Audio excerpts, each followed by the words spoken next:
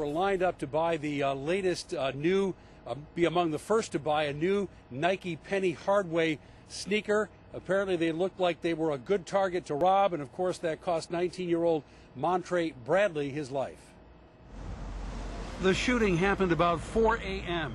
Bradley was among a group of people who camped out at the shoe store called Street Game, waiting for the release of the new Penny Hardaway sneaker.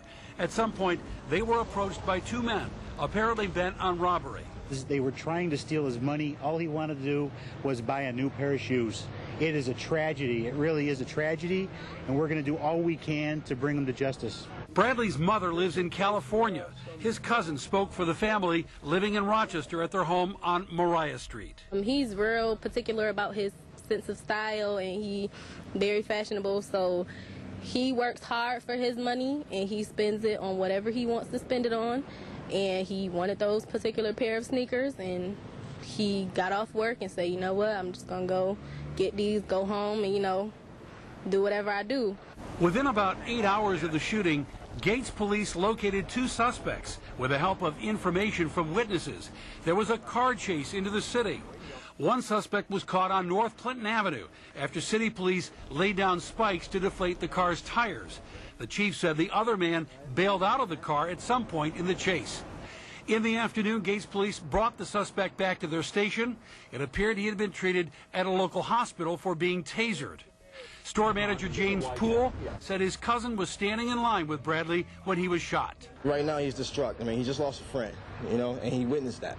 That's something he got to live with. That's terrible. We also spoke there with Pastor Richard Williams, the victim's grandfather, who came to the scene to see where his grandson spent his last moments. It's bad the young men's, from 12, 13, maybe younger, walking around with guns, weapons, in their pocket, and nothing seems to, they can do anything about it. Where are they getting the guns from? Who are they getting them from? Montre Bradley was graduated from high school here, was set to enter MCC next week as a freshman. His family said, Rich, that he had a good job at the U of R in food service, and he someday wanted to be an engineer.